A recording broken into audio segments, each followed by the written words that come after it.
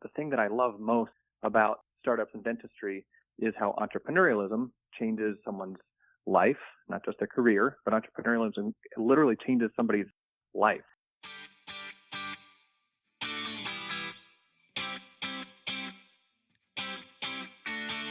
Hey, ambitious dentist, welcome to Start Your Dental Practice, the show for existing and aspiring dentists to take your dental practice to the highest possible level. I'm your host, Jonathan Van Horn, CPA and ABV, founder of dentistmetrics.com. Every episode, we aim to demystify the how to start a dental practice problem by bringing on world-class dentists, influencers, and consultants in the dental industry to pick their brain about how to get past the barriers involved from going from no practice to being a practice owner to owning your own successful dental practice.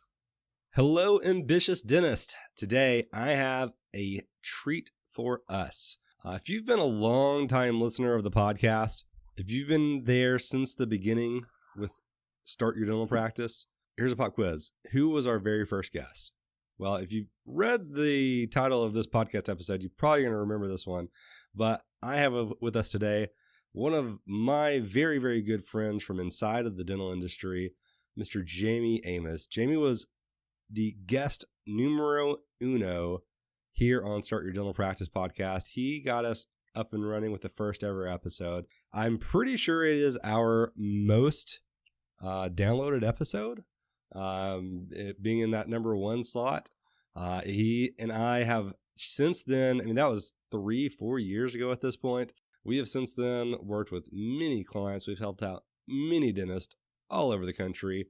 And I'm really happy to have him back on the podcast today. I don't really know why it took us so long to get you on the second episode to be, episode 120 something, but we got you, man.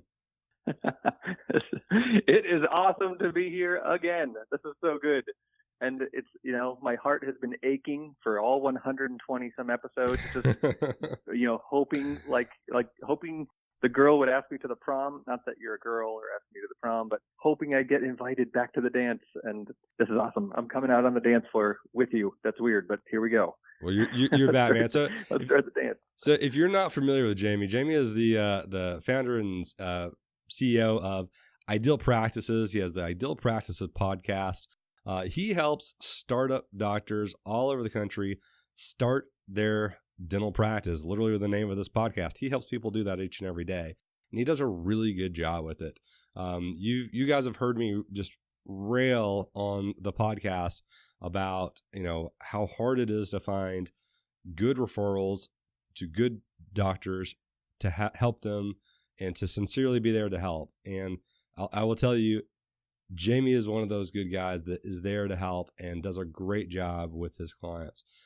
I don't give out very many recommendations in general, just because of my professional designations, as well as I'm very protective of my listeners. You guys give me your time. I respect that and protect it as much as I can. And Jayme is one of those people. His company is one of the companies that I immediately refer people to when they say, hey, I'm thinking about doing a startup. Who should I talk to? So you got to go talk to Ideal Practices. Check out howtoopenadentaloffice.com, and they're going to be able to help you out. They have a fantastic group of people that work with him to make a lot of dentist dreams come true. And so, Jayme, again, I appreciate you coming on today. Today, he's got a really, really cool announcement. He told me about this project that was going on, and I was like, man, I've got to get Jayme on the podcast to talk about this project. So, Jayme, why don't you share with our listeners what it is that's going to be going on? Thanks. It's and by the way, thank you for the kind words. Hearing that from you, I know what a guy of integrity you are and what your firm stands for, and how on the taxation and the accounting side of dentistry, the feeling is mutual in terms of knowing that there's a dependable, elite, respectable resource for dentists who they can literally trust and say, I trust this guy. So thanks for that kind words. That's awesome. It's so nice to be back and talking about startups. If anybody, if you're listening to this now, and John, if your listeners are interested in the topic of startups, my hope is that some of the concepts that we've shared through the years on startups has helped guide doctors more safely. Because the thing that I love most about startups and dentistry is how entrepreneurialism changes someone's life, not just their career, but entrepreneurialism literally changes somebody's life and how they provide for their family, and how entrepreneurialism can transform a whole community. I mean, Doc, as you imagine, right? You're opening a practice, starting a practice, running a practice. You've got 5, 10, 15, maybe 20 team members, part-time, full-time, who you care for. You've got your family members inside your home who you care for. And then you have, 1,000, 2,000, 3,000 patients in the community. You are literally a community leader. Whether you like it or not, you're a community leader. And I love empowering and training and equipping good-hearted, high-integrity, high-value dentists in a way that gives them good business skills with entrepreneurialism through a startup to change their life and transform the community. So that's the stuff I love. And so it's awesome to be back talking up some of those things. Can't wait to pick this apart. And the big announcement is, I wish I could do a drum roll of some type, but we have invested a massive amount of resources in creating dentistry's first documentary about startup. So it's so exciting to us to be able to peel back the curtain and show a real doctor, like a step-by-step look at how the whole thing works for him. And it's 5 episodes long, kind of Netflixy, kind of a Netflix bingeable style experience where you literally get to see how this doctor went through the process, through the experience, and created this incredible story by following this system that we talk about.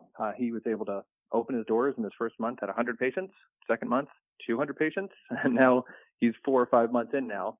I would bet dollars to donuts that this guy will have a $1 million collections practice in his first, within the first 15 months, but probably the first 12 months. He'll certainly have $1 million production practice.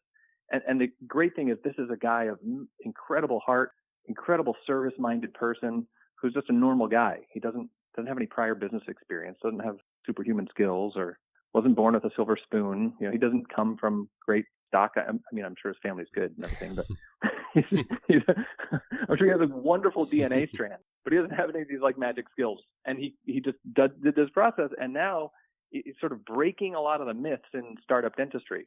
People talk about all these like truisms and factors and percentages and ratios. He broke the mold on so many of them, but followed the process. And as a result, I mean, he's just got this incredible story where now he, his wife, his 3 kids, and 1 on the way.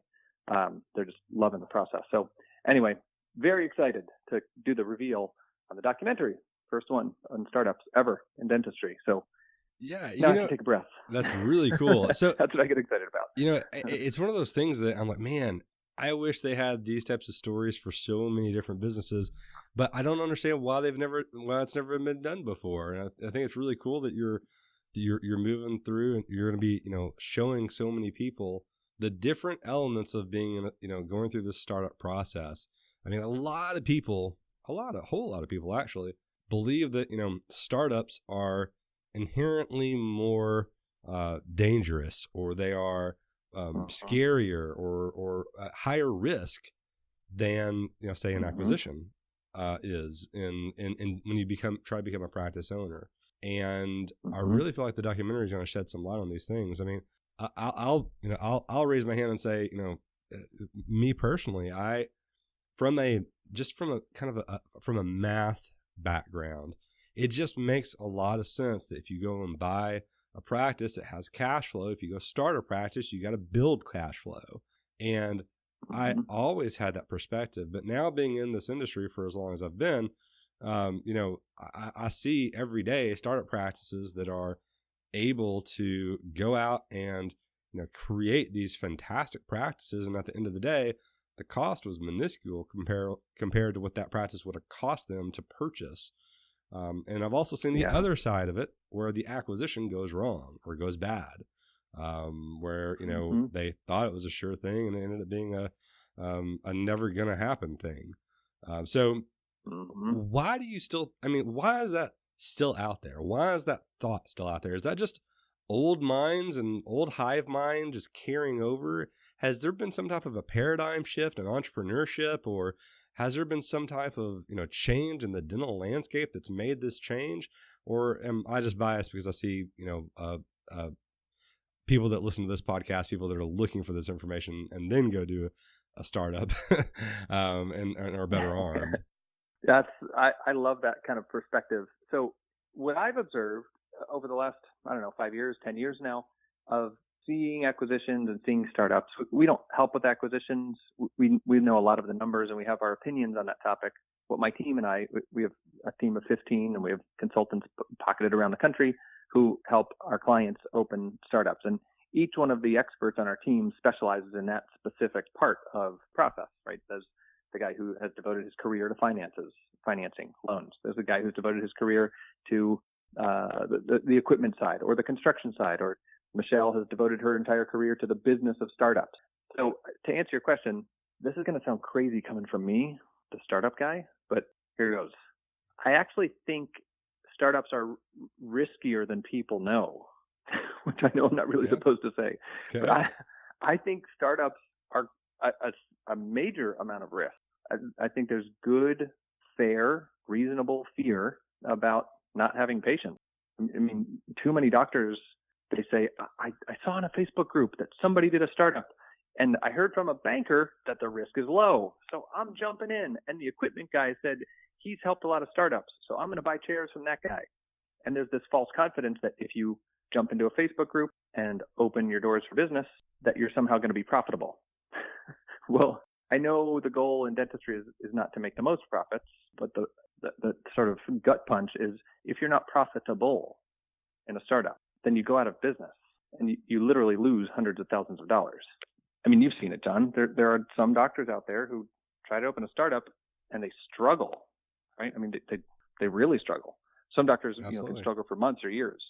So I look at this and I say, there are significant inherent risks with opening a business and having no patients and no plan.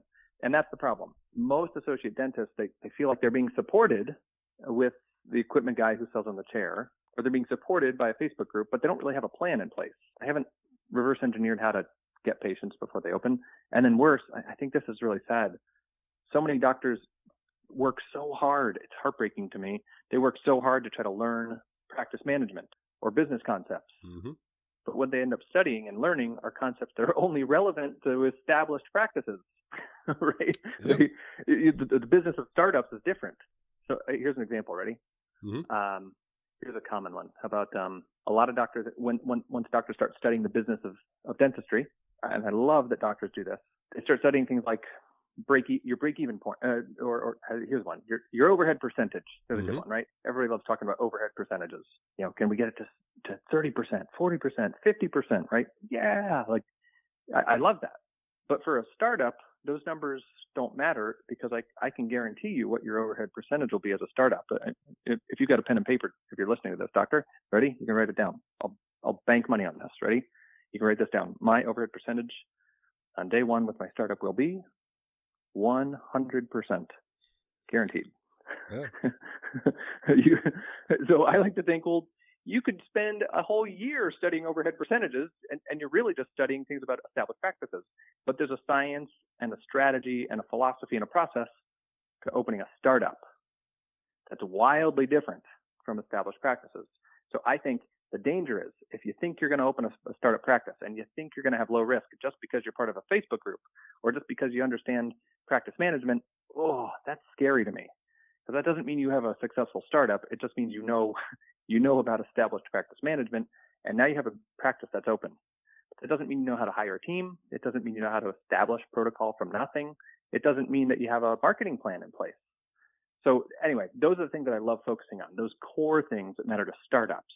And I think that's why so many of the doctors who I work with personally are creating these crazy stories across the country, normal, good, honest, simple people who are profitable in their first months or sometimes in their first weeks. So that's a long answer, but does that help answer what you're asking about with the risks of startups? Yeah, it does. I mean, so, I definitely agree that there's risk inherent in any business venture. I mean, there's risk in being a practice owner. There's a lot of risk in just being an associate for somebody else. There's risk inherent in everything that we do, right?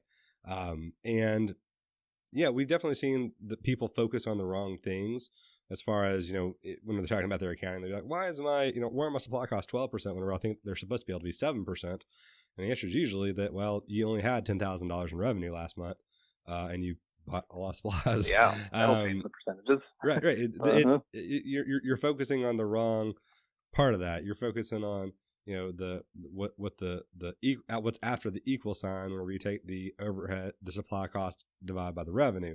And you should only be really worrying about, the denominator in that calculation and trying to get that one up.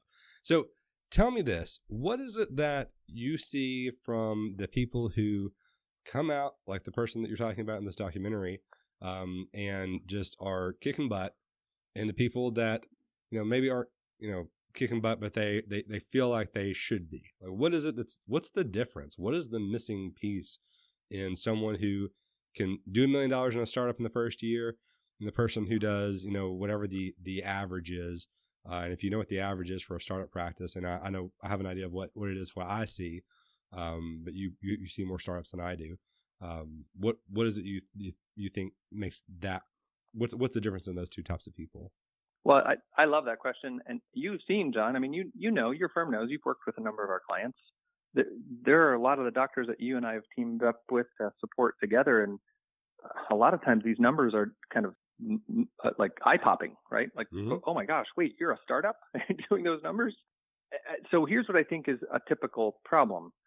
Right now in dentistry, I think so many of us, you, me, and dentists all across the country, we're struggling with two different realities. One reality is called information, and the other reality is called experience. There's this incredible amount of information. I mean, we're just in this information overload period of human history.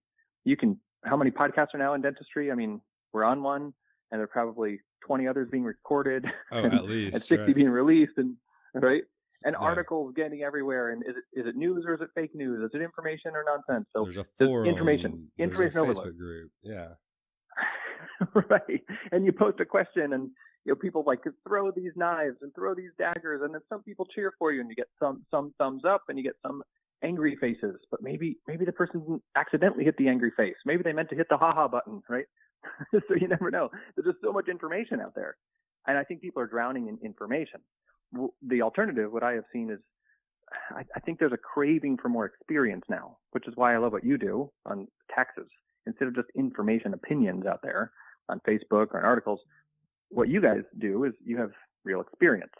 So I like saying, I think it is helpful to people to know that the opinion of one doctor who did something one time, that doesn't mean they have experience. That just means in their situation, in their town, for their patient population, in their unique situation with their family, at their age, with their degree and their associate experience and their personal situation, for them, that's how they did it. But I caution people to avoid listening to that as business advice, because that's just a sample size of one. I mean, that might be, I like to equate it to people who, like, would you ever, as a doctor, right? Doc, here's the question. Would you ever endorse your neighbor in your neighborhood having a backyard meeting time with that neighbor and all their other neighbors, excluding you? Would you endorse those neighbors talking about how they should treatment plan each other's mouths? It would be a little weird to have neighbors who are not dentists trying to treatment plan each other, right? Now one of those neighbors might say, no, you don't understand. I had a full mouth reconstruction years ago. I had a full mouth reconstruction done. I can give you my opinion. Well, as a dentist, those are just opinions. And I hope those families wouldn't listen to that neighbor, and they would go to you. I think it's a little like that with all this information in dentistry. There are people who are trying to give strong opinions with really an experience level of just maybe one level of experience. So does that help what you're referring to? I think that's the danger and the pressure in dentistry right now. This information overload versus real genuine experience that's based on proven, dozens or hundreds. I like to say hundreds of examples of experience. Yeah, absolutely. So the metaphor I sometimes use is that, you can look at all this information out there, and you can pick apart one tiny little snippet of information at a time. And, you could call that, a nail. Like, you have an extra nail every time you get a little piece of information. Well, you get all these nails, and you gather up as many as you can. They're all different sizes. They're all different shapes. Some of them might be screws. Some of them may be something else. And then you've got to build a house. Like, you just got to build a house. Like, that's all you have to do now. That's great. Right? I love that. I love it. That's kind of, to me, what happens with all this information out there. Because, it happens to us all the time. A client will say, well, I saw on Facebook that you could do this, or I have a friend that said they did this, or they had, this happened to this. It's like, that sounds like that was great information for that person. But because of your situation, that's maybe not great information, right? Yeah, so good. So with a startup, can I give you a very similar example in a startup? Sure. With a startup, I think there's a lot of emphasis, rightly so, on the doctor to population ratio, right? Mm-hmm. I mean, John, I even wrote a book, and I was, I believe, the first person in dentistry, I don't know, 5-10 years ago now, to define the ratio as needing to be at least 2,000 to 1. So I do it too. I'm trying to define something so people can use it as a benchmark. 2,000 of a population for every one doctor in a defined geography. Well, that would imply that lower than 2001 would be bad, right? That means more competition. Higher than 2001 theoretically is better. Mm-hmm. Well, real life situation in the documentary, this Dr. Brian, his doctor to population ratio was 1,504 to 1. In other words, about almost 25% lower than even what I wrote in my own book. So why in the world would Ideal Practices and I, Jayme Amos, endorse one of my clients in this documentary to use a ratio that's lower? Like, Jayme, is Jayme crazy? What's he doing telling people to do that? Well, in this doctor's situation, it made sense for him for his personal pursuit in that specific town, for his family, and for the reputation that he wanted. I'm going to rattle off a couple things, getting really clear on things like this: what he wanted to be known for, and what he wanted to have a legacy defined by, and what he wanted to be giving back to in his community, and what he enjoyed in dentistry. When I like defining those kinds of things, not just trying to figure out how do I go get it. For people like a backyard neighbor, it's hard for them to define the first time through, how do I do a full mouth restoration, full mouth reconstruction case? It's hard for them to define, how do I do that? Instead, I would recommend, like in Dr. Brian's case, the reason it worked so well for him is we got very clear on what, not how, but what he wanted to be known for, what he wanted in terms of a legacy, what he wanted to give back to his community, and what he wanted to enjoy in dentistry. By focusing on the what, he was able to be free of the how and have that implemented and have wisdom and experience, real experience, pulled him to implement the how behind all that. So in Dr. Brian's case, 25% lower doctor to population ratio, and this great success story where, I'm confident that he's in the top, 5%, maybe even 3% of startups across the country. I would say so. And that's awesome. I think anybody that can be on pace to a million is definitely top 3%. Yeah. And as far as like startup velocity, if that's even a term. Yeah. Well, it makes sense. What trajectory are you going on? So kind of go back to the topic of risk. Are startups risky? Yeah, I think they're inherently risky, but with good experience and a good process, I also think you can almost eliminate the risk. I mean, you could cut out things like, oh no, am I going to have enough money to open the doors? Because if you've done it hundreds of times, you can forecast how to build a budget or build a business plan, right? Or oh no, am I going to have a marketing plan that's going to work? Well, a marketing plan doesn't mean you just do a Facebook Live. That's not a marketing plan. It also doesn't mean you just hire a postcard guy. That's not a marketing plan either, right? Mm-hmm. But if you have a real defined marketing plan, a legitimate marketing plan, then you can cut out so much of the risk, and you don't have to struggle for years holding a part-time associateship, hoping with your fingers crossed that maybe enough patients show up. Actually, get this. This is crazy. I wasn't planning on telling you this, but this is, let's see, what's today? Is today Wednesday? It is. I think it was, no, it's so Tuesday. Monday night. Today's Tuesday. Okay. Oh, today's Tuesday? Yeah, I don't know what today is. Okay, so yeah, it was last night. It feels like 48 hours ago. We've been going crazy with all the revisions to this documentary. My mind is kind of mushy right now. Okay, so last night we have I'm on the phone with Brian. Brian, the doctor that I'm just mentioning. I said, Brian, give me some wins. What are some cool things that have been happening over the last 30 days? You won't see this in the documentary, by the way. What's some cool stuff that's been happening in the last 30 days? And one of the things he said was, I think we've got about 15 patients. And actually, I felt like I got a gut punch. Like, ooh, 15? And I said, 15? That's not enough. For a startup, I know a lot of startups only get 15 patients in a month, but that's not enough. I said, 15 patients? He said, yep, 15. And he said it real confidently. 15? Okay. So that's a win. So 15 patients for the month. And he said, no. 15 patients today. I said, Cool. what? You had 15 new patients today? Oh my gosh. And remember, this is in a place where he's broken the myth. He's broken the typical myth that you're going to hear about with all this information overload out there. You're going to hear about this myth of the doctor population and how you have to live and die by the ratio. Not true. With the right plan, you don't need to live by the calculations. Because for a startup, this isn't about fitting the math. This isn't about getting the check boxes. This isn't about making the numbers work in a spreadsheet. That's not a startup.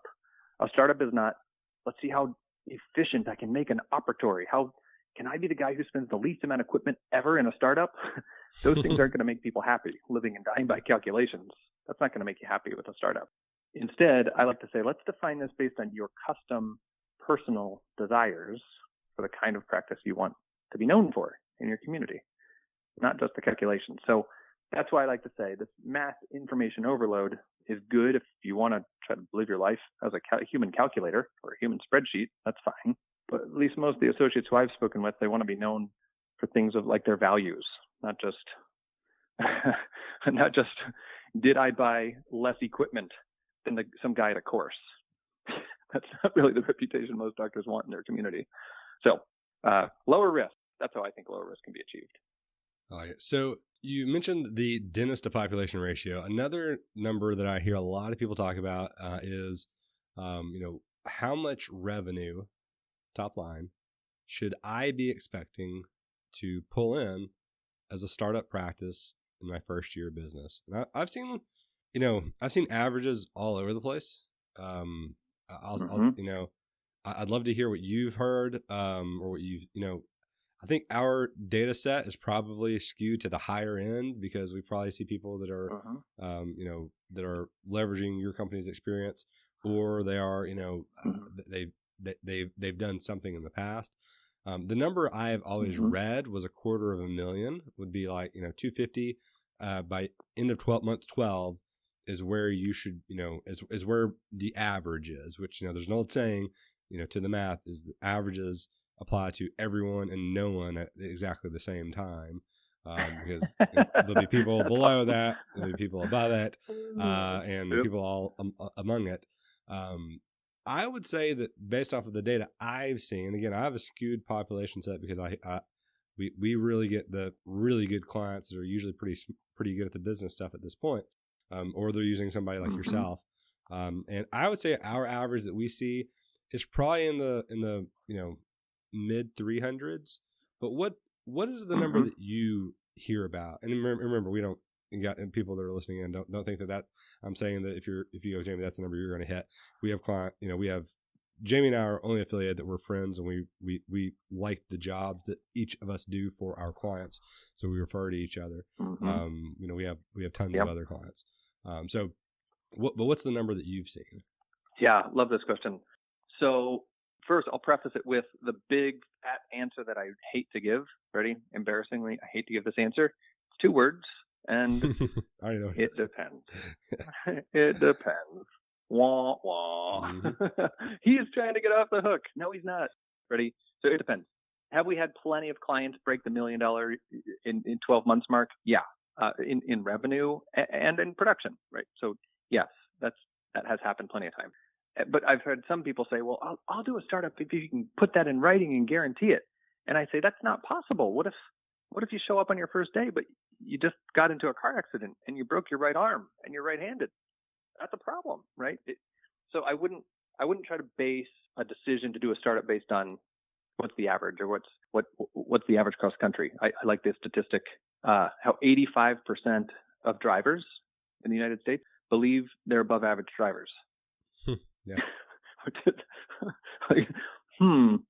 85% believe they're above average. Who actually admits that they're below average as a driver, first of all? 85%, that's more than 50%. Okay, so do we have some of our high-level consulting clients in our cadre who are in that 300 range? Yeah, we have had that from time to time when people are, one of our high-level consulting clients had an unexpected single mother pregnancy that occurred, 4 or 5 months right before her opening day. That dramatically changed things. She's essentially in her third trimester on the day that she opens her doors. That makes it hard to motivate a team, hard to stay focused. I've never been pregnant, but I've heard it makes it hard to do quite a few things. My wife, so we're expecting number 3, and my wife's telling me every day about how hard it is. So. and even through it a few times. Yeah. So yeah, could I say that the average with ideal practice is a certain number? I probably could if I asked bean counters on my team to crank those numbers out. But more important than what my clients do is for people to first determine what they want. I'll go right back to what. Not so much how much should I make, but what do I want to accomplish? Because let me give you an example. In Dr. Bryan's case, one of the things that he wanted to do is become the largest donor at the charity that he's most proud of. And so it's cool. You'll see in the documentary that he has a kind of a personal, heartfelt family history where when he was a child, he lost a sibling to a disability. So you'll hear him talk about this sad story. That was when he was a kid. Well, now he chose to have his practice aligned with an organization that supports families who have kids with similar disabilities to what his family struggled with. So incredibly, one of his hopes was to become the largest donor and one of the most influential people on this topic. Well, in just his first 4 months, he's literally already the number one contributor, financial donor to this organization called the Hive. And what I love about his story is that he has an affiliation with them where with every new patient who comes to his practice, he has a very specific financial benchmark that he allocates to this organization. So instead of just, I caution people, yes, do you need new patients? You do. Do you need to get profitable? You do. Is there a system to get a startup profitable? Absolutely. But instead of trying to figure out how to do that, I would encourage people to focus instead on what impact do you want to make, like Dr. Bryan. What do your values want to be represented by? And what kind of reputation do you want to establish in a community? Because if we can get clear on those kinds of things, we can build a system to get that. It's almost like if you're trying to hit a home run, you've got to swing the bat a particular velocity. You've got to have a pitch come in at a certain angle. There's a very specific science to getting a ball to go out of the baseball field. And while that sounds good in theory, that it's not really always perfectly possible. Sometimes the strategy for that point in the game is to get a single, or sometimes the strategy for that point in the game is to have a pop fly and then run somebody home, right?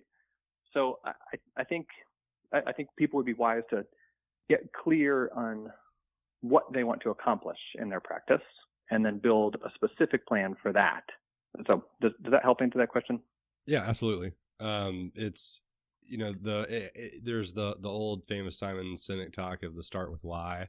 And I felt like that had a lot of people talked about it, 5 years ago. I feel like it's been lost a bit over the last couple of years. It's really hard to see the forest for the trees whenever you're doing a business. It's really hard to do it a lot of the times. And if you take it from that approach, then, even if, you don't set some specific numeric value, then you're still going to have a win, right? Things are still going to be, you're still going to be progressing towards what you really want. Whereas, people, I'm sure you could ask, most entrepreneurs and ask them, what was harder, building it or getting it to a point where you were happy with it? Like actually being happy. That's awesome. And I think most people are going to say being happy with it rather than building it. Yep. Yeah. And the people who have built it said, oh man, what have I done? Like, look at people like, who's the famous actor the famous actor comedian, who took his own life? Robin Williams. Robin Williams, right? One of the most accomplished, famed, loved. He was loved by literally millions of people. And, the word is that his life ended early from a lot of things that could have been avoided. Some of them were self-chosen. And, you look at people like Bill Gates, or you look at people like Warren Buffett, and those guys, some of the most accomplished business people in human history, they are working harder now to give all their money away for great causes than they worked to build up their wealth in the first place. Right? So I think it's important to recognize, like you said, John, what would make you happy? I know that sounds soft, like, wait, I wanted to listen to this startup guy in this podcast and hear the right doctor to population ratio. Right? Well, yeah, okay. Yeah, that's a benchmark. But what if you looked at doctor to population ratios, right? Let me give you a real example. What if you found, like one of my clients, Jerry, he's on the East Coast, he's in New Jersey. What if you looked in Jerry's town and you like Jerry, looked in this town, you had a team like mine, maybe look at the numbers and do the 6 weeks of studying of the numbers on your behalf, and the numbers look good. You say, oh, wow, that's 3,000 to 1. Jerry's was right around 3,000. That's 3,000 to 1. I'm going there because the calculation tells me to. I'm going there. Well, you would be pretty unpleasant very quickly if you desire to have a PPO or fee-for-service practice someday, because the vast majority of people in Jerry's town are Medicaid recipients. Sure. Now, for Jerry, that's a beautiful thing. He loves that population. His practice is literally intentionally positioned next to a bus stop. Right? Like, no joke. His practice is positioned next to a bus stop as one of the benefits of his location selection. So we validated where his practice should be. So I like to suggest, just like you're saying, John, let's focus on what would make you happy. What is the ideal patient for you? Like, let's get clear on who that is that you want to serve, who it is you would enjoy. How big of a team do you want? One of our clients the other week said, Jayme, I don't ever want to be one of the biggest practices. I just want to be able to serve my patients in my community at a pace that I can enjoy so I can go home at 5 o'clock and be with my family. Can you help me build that system? Yeah, let's do that. That's awesome. If that's what's going to make you happy, let's build that plan. Let's not try to make you some poster child with some magical, huge rainbow number. Let's not have a pie in the sky discussion. Let's talk about your plan, your custom plan for what you want. So that would be my big recommendation. Don't think don't go to a course to think, how many checklists can I get in one binder? Can I squeeze 400 checklists in one 3-ring binder? I don't know. Are checklists really going to give you the experience to make wise decisions for a startup? Or could it be better to define where you want to end up and then build a plan to get to that specific future destination? So I know you've run your business that way too, John. I mean, you've defined the kind of business that you desire, and you help doctors all over the country look at the numbers to analyze how to reverse engineer the kind of take-home pay or the kind of revenue stream or the kind of allocation to their future retirement that they want to build up into the practice. So similar philosophy. Let's start with, like you said, start with why, but I'll go even further and say, let's start with what. Let's start with what you want to be known for, not just how to do it. You might only do this one time. You might not need to know how to negotiate with contractors, because that's a career-long skill set, negotiating with contractors. Oh yeah. You could spend 30 years learning how to negotiate with contractors, and my guys do. My guys have spent 30 years negotiating with contractors. Or you could be that doctor who thinks that because you read a few blog posts and joined a Facebook group, that now you can negotiate with a contractor. Oh, careful. So that's my cautionary remark. Careful. Right. There's so many different little decisions that you have to make along the way, and there's so many moving parts in the start of any business that it's exhausting without having some type of a feedback loop or someone to be able to talk to you about it. Again, like I've talked about on the podcast, we renovated our house and it took us 9 months to renovate it. And by the end, I was just saying, just get it done. Like, I'm tired of making decisions. Like, there were just so many decisions to make. Luckily, my wife is really good about, the little details that I'm awful about, as far as, picking, like, what color white do I want on the trim? What color white do I want on the ceilings? What color white do I want on this piece of whatever it is? Like, it's like, white's white. And then, all those things that, whenever you're doing a startup dental practice, you're going to have very similar little bitty things that you're going to have an assumption about that you're going to need to have validated in some way. And man, if you go to the online communities about that, again, you're just going to get little hammers and screws and, anchors and things like that aren't going to be, what you need to be able to make it all one, big cohesive practice. So we've discussed so far some of the mistakes people have made. We've discussed, focusing too much on the numbers. Obviously, I believe as, the numbers have a lot of power and have a lot of, if you reflect on them, you can learn a lot from those. But they aren't, you do need to have those in mind, but you don't need to be running your business solely based on just, what your overhead percentage is, as given by the example earlier. You talked about Yeah, get this, ready? Actually, I just thought of another kind of like bummer of a story. You mind if I toss one in real quick? Yeah, sure. Go ahead. So here's something that sounds like it makes total sense. A doctor who will remain nameless, really nice guy. I like him a lot. I've actually bumped into him at a couple of conferences. We shake hands. We've had a couple drinks together. Great guy. He came up to me and I said, "Hey, how's your startup coming along?" And he knew which one I was referring to. It was a practice that he started in a metropolitan area. He chose a specific area because there was a $50,000 grant that he could get from the city. That sounds cool, right? The city's going to give him a $50,000 check to build a practice in that part of town. So he pursued it aggressively. I can get a $50,000 check. I'm opening there, and he sprinted toward it. And I saw people trying to interview him. I saw people asking him, "How did you do it? How'd you get your $50,000 check? How's it coming along?" So I asked him a couple months ago, "How's your startup coming along?" "I'm selling it." "You're selling it?" "I can't get it. Can't find. I don't really enjoy the patient population there." "Really? What happened?" "Yeah, that reverse engineer thing that you guys talk about?" "I do. Yep, reverse engineering the whole process." We didn't really think about the patients who would likely come to that practice. So our practice is open, but it's full of patients that we don't really enjoy." That's a problem because now the practice DNA has been defined. The culture of the practice has been defined.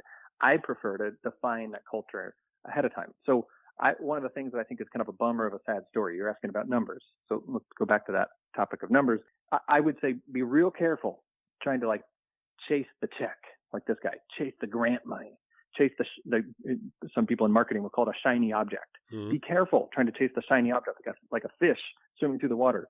Don't be lured in by the shiny blinking object because it might have a real sharp hook on it that's going to yank you out of a very comfortable environment. So I would say be careful of the shiny object, this $50,000 check kind of an idea. It might look good on the surface, but are you 100% sure you're willing to devote the rest of your career to that? Because if not, you're going to put in all this effort, have something you don't even want, and then have to sell it for a loss. So numbers. Sorry to interrupt. I hope that helps hear where we're headed. So focusing on the numbers only on the numbers is definitely a mistake. Numbers have to have context. Numbers have to have some type of experience behind them to be able to unravel what it means. Like you mentioned the dentist to population ratio again. I tell a lot of people, that 2,500 to 1 or 2,000 to 1, whatever the number is, I feel like that, I mentioned earlier, averages apply to everyone, but no one at the same time. I feel like that number in and of itself is misleading because to me, like you have the patients. Okay. We know that part of it, but what about, to me, the thing that's most important about that is the one. So the 2,500 to 1, what makes up those ones? Do you have a bunch of solo retiring doctors, or do you have a bunch of mega groups that have a ton of dentists working in there that only ended up being counted as one person? Do you have people that don't do any advertising, or do you have people that spend $150,000 a year on advertising in every one of those ones? So like the context of the numbers is so important, and it gets missed so much in these discussion groups of what these things actually mean in the real world. I never thought I'd be talking about people like, the real world, but it's reality. I mean, that's I feel like my dad now. Be like, all right, you got to get out there and get your butt kicked every once in a while in the real world. Yeah, hop over on my knee, son. Yeah, right? Exactly. So here's another context thing that you never hear about in a checklist, and you're never going to hear about from somebody else. But ready? It's this topic. Do you want to be a pajama dentist? Right? What's pajama that one? dentist. Yeah. What the heck is that? What is that? Here's a pajama dentist. Let's pretend, doctor, I'm going to talk right to you. Ready? Let's pretend you and your spouse, you have your startup open. You've been open for a year. Well, it's almost midnight one night, and you're home sitting there, and your wife looks at you, or your husband looks at you and says, "Hun, we're out of milk. It's your turn." You think, okay, I'll go. I got to get milk for the morning. So you go to the grocery store, you get in line, beep, beep, right? You're scanning your stuff over the thing. You get your milk, and you look over your shoulder as you're checking out. You look over your shoulder, and who's there? Oh boy, there's a patient, and you're standing there in your pajamas. You are now a pajama dentist. So the question becomes, are you okay with that? And here's the weird thing. After helping hundreds of doctors with startups, actually, Stephen, who's the president of Ideal Practices, as of last month, he's over 600 startups that he's helped. And every time we are surprised by the answer to that question. Do you want to be a pajama dentist? Are you okay with that? 50% of the time it's yes. 50% of the time it's no. And the ones who say yes, yeah, absolutely, I'd love to be a pajama dentist, which means I'd love to have my practice very close to my home. Like, I would love that. I'd love to be mixed into the community. I'd love to be integrated as a contributing member right there, scanning my milk at midnight in my pajamas with my patient. And other doctors say, heck no, I never want to be seen even with one hair out of place in front of my patient. Not cool. I don't want to be seen in anything but a white coat or at least an ironed shirt, right? So that's my suggestion. The as you call it, the context of the numbers, not just the data, not just the numbers themselves. The way in which we view, and again, we you and I could probably pick apart a dozen numbers to say why they don't work, and why people focus on the wrong things. Just because we live the startup mistakes, the new practice owner mistakes, because we've seen other people make them, and we know what is a bad idea. Maybe that'd be a future episode. We can talk about all the numbers that don't make any friggin' sense inside of dentistry, but are still looked at every day. How does that make sense? Yeah. So, but what are some, going through the startup process, doing the startup documentary, chronicling the startup process to reveal this information to as many people, without giving any spoilers, obviously. What do you feel like the biggest, what do you feel like most people will be surprised by in this documentary? I don't know if you can. Here's a couple numbers for you. Ready? Yeah. Well, here's a couple numbers. Like, these are probably not the numbers you're referring to, but ready? A couple of random tidbits of facts. We had 5 different shooting days scheduled. So, it could have been a weekend, could have been a day, but we had 5 different shooting days. We had 6 different locations that filmed this documentary, with 3 different film crews. We had 25 hours of consulting, actual startup consulting that was recorded on camera and included in the documentary. There's 5 different episodes. We had over 50 people show up in the documentary. We had hundreds of hours of editing. I mean, I won't even mention how many tens of thousands of dollars. My gosh, like, what am I doing? Wow, why are we doing this? But the reason we're doing it is because we want to pull the curtain back and show a real world example of how this actually happened. Not just, somebody's highlight reel necessarily, but, kind of a journey through this whole process. Because you're right. There are a lot of numbers that you can pick apart. And I think this real world experience, this kind of day in the life of, almost like a mentor. I mean, I came from a home that I didn't have much. I mean, I literally had my own paper route so I could buy my own toys. I'd saved money so I can bought my own Nintendo. And then sometimes I had to buy my own clothes. It's not a sob story, but I didn't have a mentor, and parents didn't have connections. I was never able to shadow somebody or look over their shoulder to see what they did as a profession. I just kind of jumped in, and I struggled to kind of find my way and figure out what I was going to do. And I didn't even know I was going to go to college. I stumbled into that. Very fortunate with the experiences I've had, blessed beyond what I could ever have hoped for with my family and the health of my family and my kids. I mean, my gosh, every day, this is my life. Are you kidding me? Very fortunate. But I know that other people have a much easier path without maybe some of the luck that I had. And maybe they didn't have to struggle as hard because they had a mentor, or because they were able to shadow somebody and they were able to kind of get a preview of what a different path in life could look like. And the reason I wanted to create this documentary, and the reason we have so much effort and heart vested into this thing, is because I wanted to give doctors who are in maybe an associateship where they're not happy a look over somebody's shoulder doing a startup. I wanted to give somebody, a chance to almost be virtually mentored through the documentary in a way where you can kind of peek in on how it works and some of the decisions and some of the twists and turns. Or as a student saying, I've heard of the startup thing. It sounds interesting, but kind of scary too. I wanted to give people a chance to look at this without even having to be chairside yet. So anyway, those are some of the numbers. In terms of, to your question for spoilers, there were a couple of moments where there were some close calls that you'll see. One decision in particular, one specific decision was just about a $200,000 mess up. that turned into a $200,000 saving. Part of it was one of the vendors was trying to get the doctor to sign for paperwork with deposit money and everything, totaling just about $200,000. And thankfully that was avoided. So you'll actually be able to see some of that happen.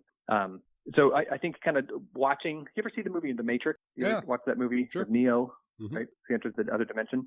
Remember kind of at the end of the movie when Neo, the bad guy shoots the gun and Neo tips backwards and in slow motion, he's like dodging all the bullets. Oh yeah. He's leaning backwards and in slow motion, his arms are waving, dodging bullets. Sometimes I feel like our clients get that experience where they get to tip over in what looks like an interesting position and they almost feel the world happening in slow motion and they're in control. And instead of feeling like they're being controlled by vendors or controlled by happenstance or controlled by fear or confusion in a startup process, they get to slow it down. They get to literally have the world go at its pace and feel like everything's in slow motion and feel like they can dodge those bullets and avoid those problems as if it's coming at a slow pace because they've got all this support behind them. So I want doctors to be able to see that, see how Brian was able to, man, he just seems so poised and controlled. And he's using words like, I'm opening a business, not I'm opening my doors. Major difference. There's a huge difference between opening your doors and actually having a business that you open. The huge difference.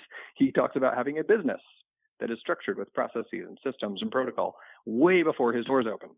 And you can see the confidence in his eyes and sort of how he got there with hiring the right team and building the right marketing plan, having the right processes structured ahead of time. So that's what I want people to see without giving away too much of it. Hopefully that's a good little preview. It is.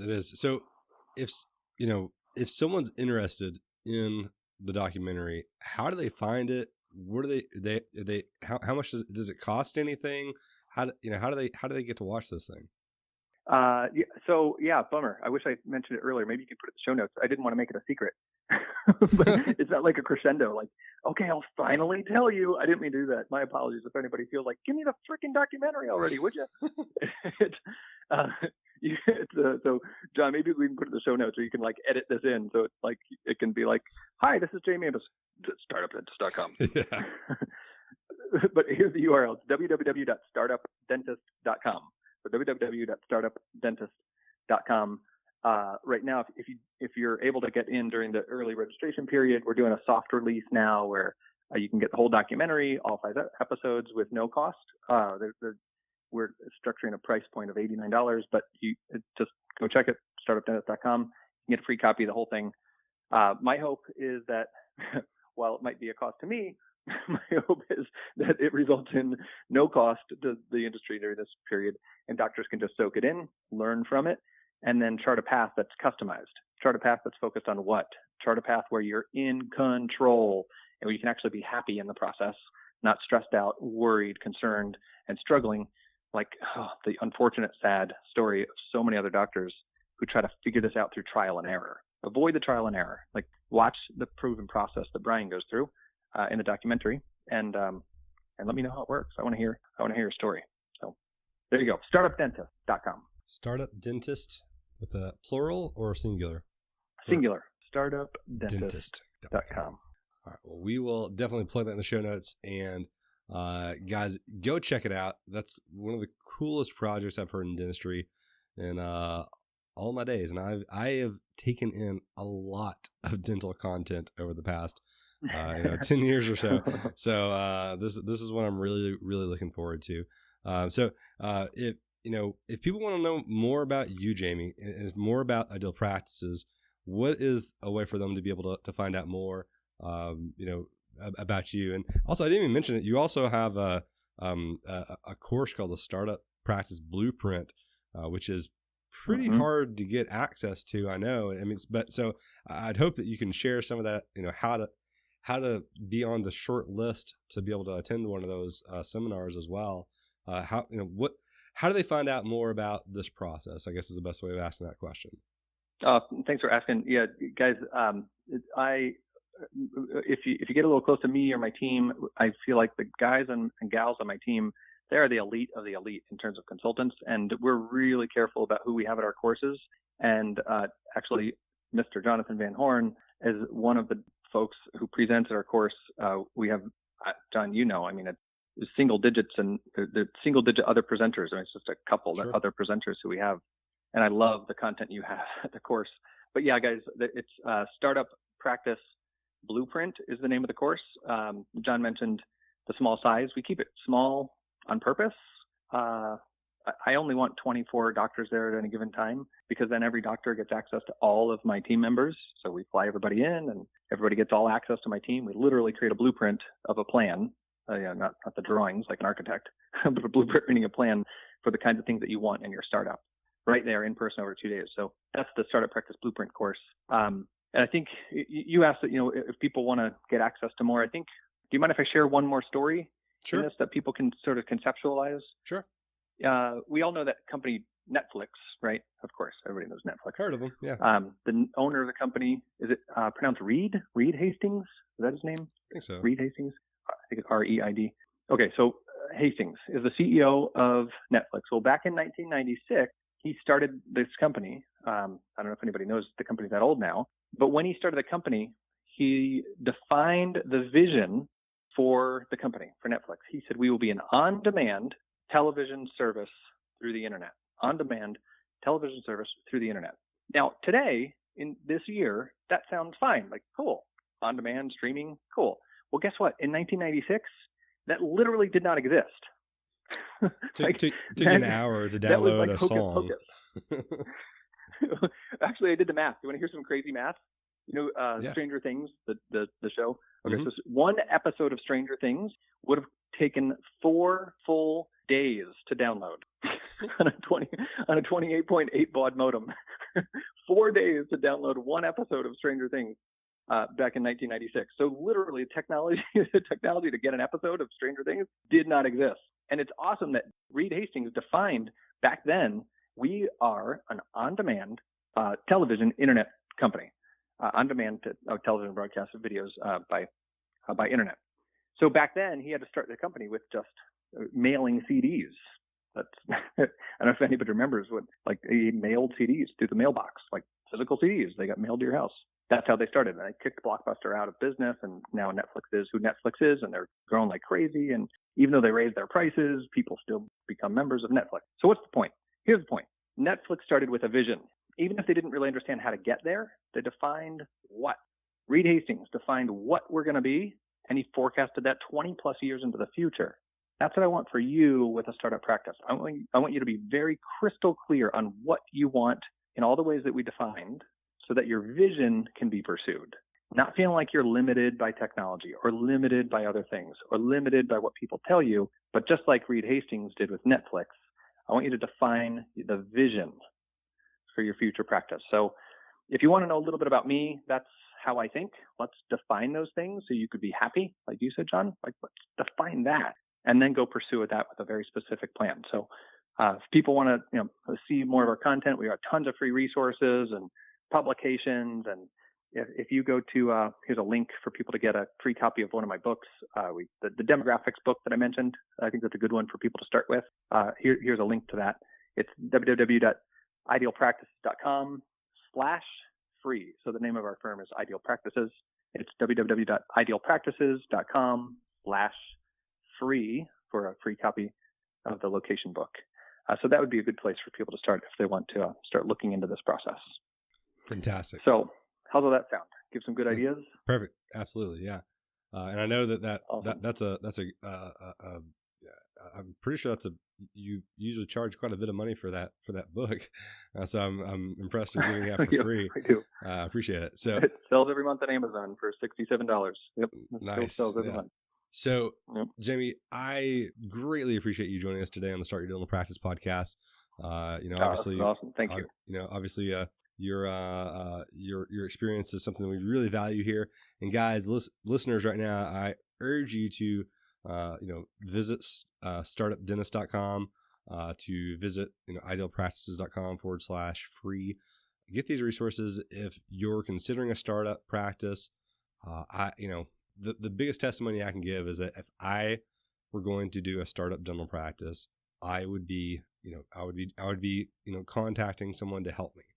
And my short list of people that I'd be contacting, Jayme would be at the top of it in his company. So guys, go out there. If you would if you have Jayme on any social media, make sure you say thank you for coming on and giving us his time today. It's very valuable. And again, Jayme, I appreciate you coming on, man. Jonathan Van Horn, this is a huge honor, a huge pleasure. Thank you, guys, as you're listening. I hope you got incredible content from this. If you came away with a couple good ideas, that is a world of a win in my book. So thank you for having me. 125 episodes later, whatever it is. This is awesome. I feel like it's like a reunion show. So thank you. This is so cool. Appreciate being back. Thank you. We'll see you later. Thanks. Bye-bye.